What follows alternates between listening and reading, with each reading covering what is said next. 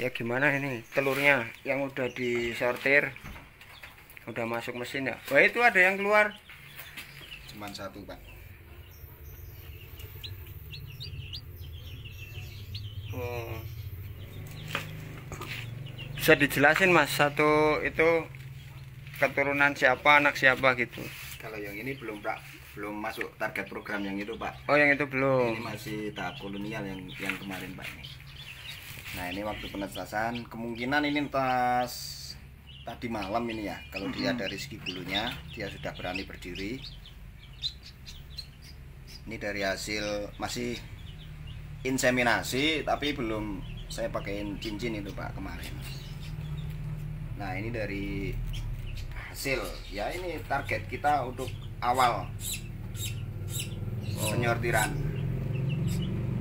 masih biasa, tapi tidak dipungkiri nanti di sini masih ada tahap proses seleksi alamiah. Nah ini saya mau nanya-nanya nih,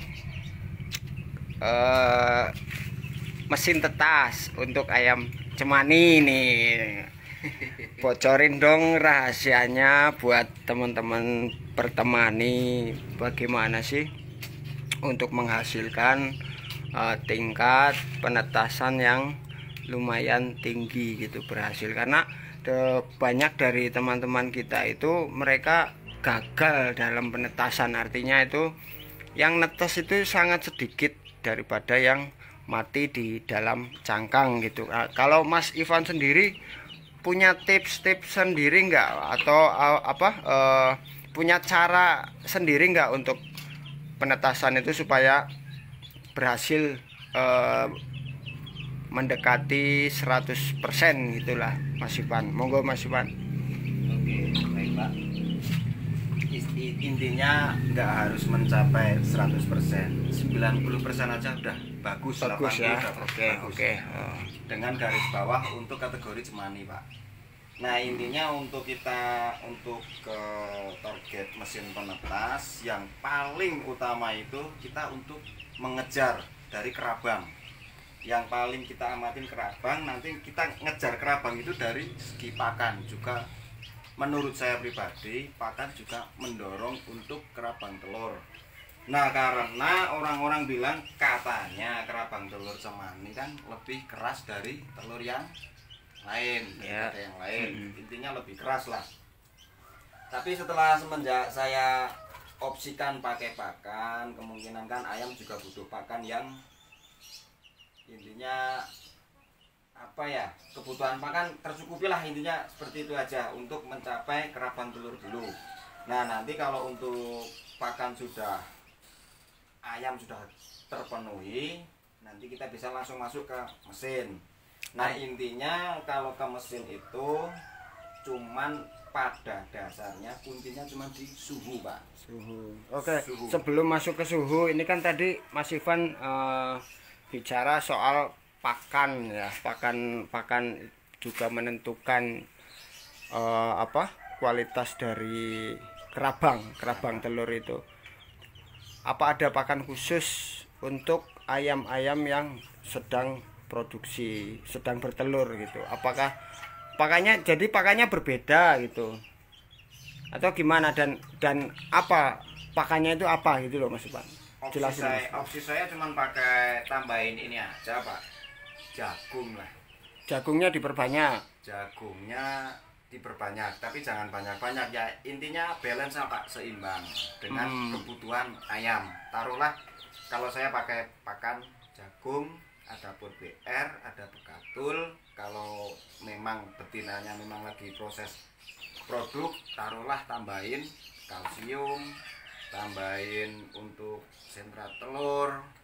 Nah untuk opsi saya di kandang untuk pakan ayam cemani seperti itu, dan hasilnya seperti ini Pak. Untuk gitu. pakan seperti itu. Untuk formulasinya itu gimana Mas Ivan? Jadi misalnya untuk 1 kilo fur itu tambahan jagungnya berapa, kalsiumnya berapa? Kalau saya pakai opsi 10 Pak, dalam artian 10 itu targetnya istilahnya jagung 3 on, 10 itu kita anggap 1 kilo ya. 1 kilo itu formulasinya taruhlah jagung 3 on, nanti bekatul 3 on, nanti BR-nya bisa 4 on.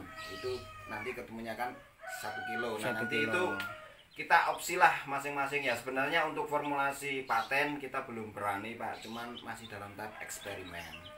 Tapi dan itu berhasil juga ya. Ya alhamdulillah Pak. Ya berarti 3 gitu ya. 3 3 4. 3 3 4. Oh ya, jadi 10. Oke, diulangi lagi. Jagungnya 3 on. Bekatulnya 3 on. Bekatul itu dedak ya. Dedak 3 on dan BR-nya itu 4. Nah, BR yang digunakan tuh apa? BR saya pakai Pur 511 atau BR2 Pak. BR2 atau Pur 511. Nah, itu untuk ayam-ayam yang sudah produksi ya, sedang produksi gitu ya. Itu dari segi pakan. Kemudian dari suhu nih, kita masuk ke suhu. Nah, kuncinya kalau saya amatin di Cemani itu larinya cuma hanya di suhu Pak.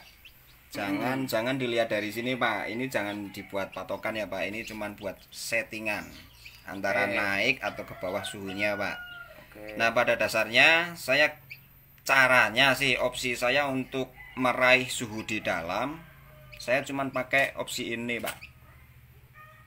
Apa itu? Termokapsul Airaksa.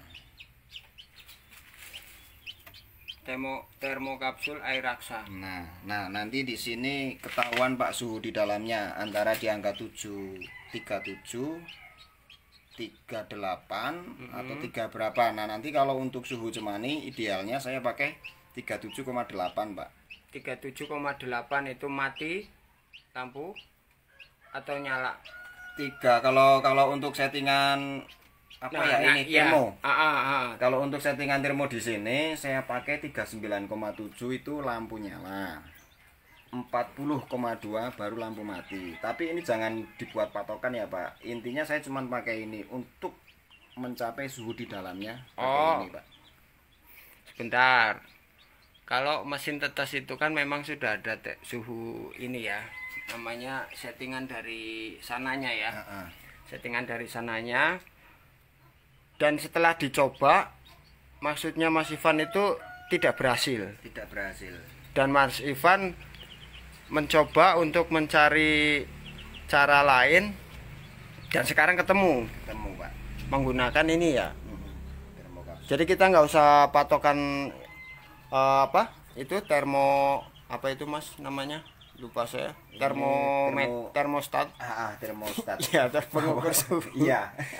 Jangan kita pakai patokan ini ya teman-teman ya. Kita jangan menggunakan patokan ini bawaan mesin, tapi kita juga harus mengetahui suhu sebenarnya di dalam mesin gitu ya. Karena suhu yang ini bisa berbeda dengan suhu yang didapat dari termokapsul. Artinya Mas Ivan berkeyakinan bahwa termokapsul ini lebih akurat dari bawaan dari mesin ya. Iya, betul Pak.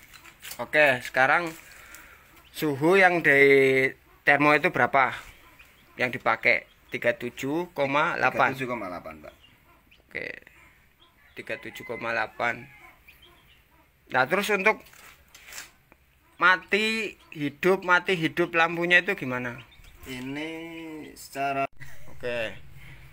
Jadi seperti itu ya. Seperti itu. Yang paling utama pantauannya itu cuman di nampan air Pak. Jangan sampai kering. Oke, nampan air. Semakin airnya habis, semakin kering, otomatis di dalamnya kan semakin seolah-olah dia matang. Lengket gitu ya, kering ya. Jadi kelembaban itu juga penting. Harus dijaga. Kemudian suhu itu Mas Ivan ini nggak berpatokan kepada termostat yang bawaan dari mesin, tapi beliau ini men-setting sendiri menggunakan termo Airaksa itu ya. Biasanya presentasi berapa Mas? Alhamdulillah saya setelah pakai opsi pencarian suhu termokapsul ini hampir 80% ke atas Pak. Jadi cukup berhasil ya. Jadi nggak perlu khawatir kalau telur banyak itu masuk ke mesin juga berhasil semua ya. Ini ada berapa mesin Mas? 3 mesin Pak. Nah ini kosong buat apa? Ini buat setting ulang Pak. Ini karena udah agak lama vakum, mengingat telur lagi banyak ya. Terus saya launching lagi. Oke. Ini yang di atas juga kapasitas 50 ya. Iya. Terus kalau untuk ayam cemani kita dilihat dari sini Pak, dengan tanda G. Tandanya gimana sih untuk penetasan yang bagus? Untuk ayam menghasilkan, dia itu memang sudah benar-benar terpenuhi waktu di dalam untuk bisa memecah telur. Intinya kan ini, waktu memecah telur kan dia bisa maksimal. Seperti ini, dilihat dari sini juga kelihatan Pak.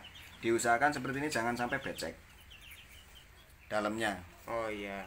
Kalau sudah seperti ini, menurut saya pribadi ini sudah maksimal, seperti layaknya ayam menetas diirami Indukan. Itu Ini kan ada roller ya, pemutar otomatis. Ini kalau bawaan dari mesin berapa jam sekali? Setahu saya 3,5 jam ya. Setiap 3,5 jam dia muter. Nah dirubah lagi nggak sama Mas Ivan itu? Iya Pak, saya tetap pakai opsi settingan saya sendiri. Ini waktu awal pakai mesin ini dia mutarnya per 6 jam sekali. 6 jam sekali. Nah. Berarti dalam 24 jam itu dia muter 4 kali ya? 4 kali. Iya, Nah iya, setelah itu menurut saya sih kurang licin. Kalau saya yang nangkep dalam artian kurang licin, semakin dia ini intinya dari 6 jam saya rubah menjadi 2 jam sekali dia mutar. 2 jam sekali mutar. Nah menurut saya untuk mutar telur kan dia nggak seperti dikocok lah istilahnya. Pelan ya, Pelan. lembut. Intinya kenapa saya pakai 2 jam, memang sih seperti kayak dikocok, cuman untuk penghasilan menurut saya dia semakin sering memutar, waktu dia kelak waktu mau menetas seolah-olah dia licin. Karena ayam waktu mau menetas dia matuk-matuk Pak. Ini misalnya telur masih rapat, ini waktu dia matuk pertama nyari udara, nah terus dia ayam tuh matuk keliling. Iya. Ayam begitu pula juga muter. Nah intinya cuma di situ Pak, saya kenapa dari 6 jam saya singkat menjadi 2 jam, seolah ayam itu waktu mau mecah kerabang ini semakin Muter-muter Nah, seolah-olah muter ya. Iya, muter. Oh, Oh, kan ayam untuk memutar memacuk kerabang ini supaya bisa mecah peluang. Nah ini dari segi tekstur yang sudah menetas pun dia seolah-olah renyah sekali Pak.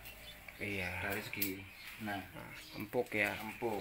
Nah ini dari empuknya. di awal tadi mungkin bisa dikejar dari pantauan utama dari segi pakan dulu Pak. Nah Pakan, kemudian suhu, kelembaban, dan volume putaran. Oh mungkin kalau 2 jam sekali mungkin suhu yang dia dapat lebih merata ya, lebih merata. Jadi kalau 6 jam sekali suhu atas saja dia panas, bawahnya dingin. Jadi kalau 2 jam sekali itu merata gitu mungkin Pak ya. iya. Oke, jadi itu teman-teman kuncinya dari suksesnya penetasan telur cemani oleh Mas Ivan itu. Beliau tidak berpatokan kepada suhu yang bawaan mesin, tapi beliau punya inovasi sendiri, punya pengatur suhu sendiri, pakai apa itu? Termokapsul biasa. Tuh, jadi patokannya itu. Kemudian dijaga kelembaban dengan